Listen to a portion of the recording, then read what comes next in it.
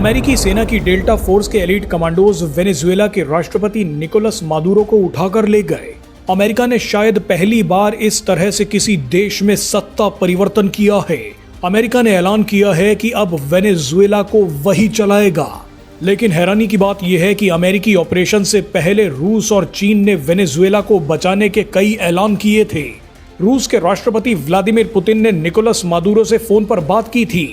चीनी डेलीगेशन तो मादुरो से मिलने तक वेनेजुएला पहुंच गया। लेकिन इतना होने के बावजूद अमेरिका ने वेनेजुएला में वही किया जो वो करना चाहता था। पूरी दुनिया सिर्फ निंदा के अलावा कुछ नहीं कर पाई। पहली बार रूस और चीन वेनेजुएला में हार मान गए हैं। लेकिन इस बड़ी घटना के बीच अचानक चीन ने भारत के 4 पड़ोसी देशों से ऐसी कसम खिलवा दी है जो भारत की चिंता बढ़ा सकती है। इस वीडियो में बात करेंगे कि कैसे रूस और चीन वेनेजुएला में हार गए हैं और यहाँ पर भारत के लिए क्या सीख है। शुरुआत रूस से करते हैं। अमेरिका ने पिछले 3 सालों से रूस को यूक्रेन के साथ उलझा रखा है। रूस अपनी ही परेशानी में इतना उलझा हुआ है कि वो अपने साथियों को बचाने तक नहीं आ पा रहा। पुतिन की इस एआई तस्वीर को वायरल किया जा रहा है। इसमें दिखाया गया है कि पुतिन किस तरह से अपने दोस्तों को खो रहे हैं। अमेरिका ने यूक्रेन जंग के बीच ही सीरिया में बशर अल असद सरकार का तख्ता पलट करवा दिया।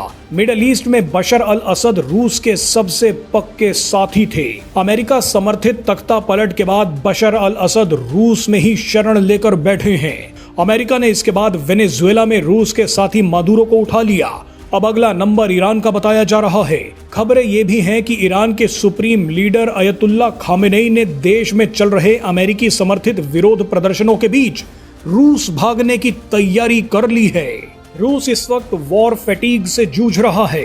रूस किसी भी कीमत पर जंग से बाहर निकलना चाहता है। पुतिन किसी नई जंग में उलझना नहीं चाहते।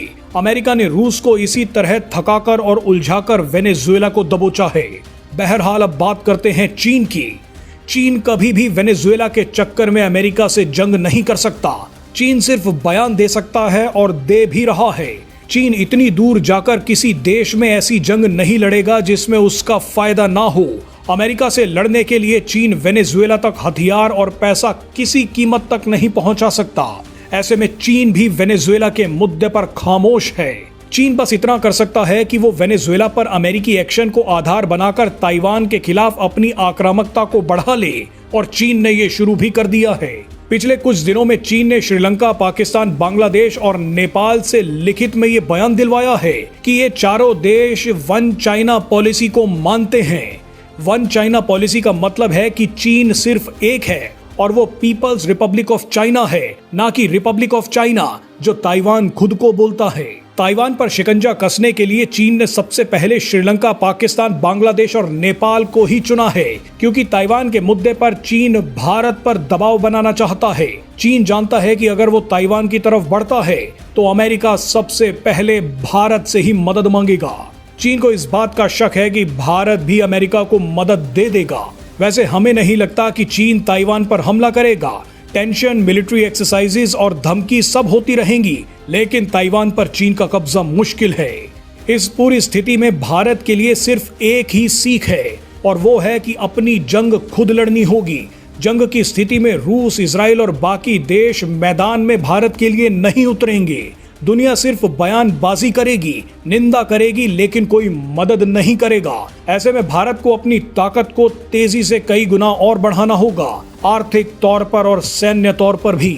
पीएम मोदी के लिए चिंता इसलिए भी ज्यादा है क्योंकि भारत के पड़ोस में कई गद्दार देश बैठे हैं। इनमें सबसे आगे पाकिस्तान और बांग्लादेश हैं।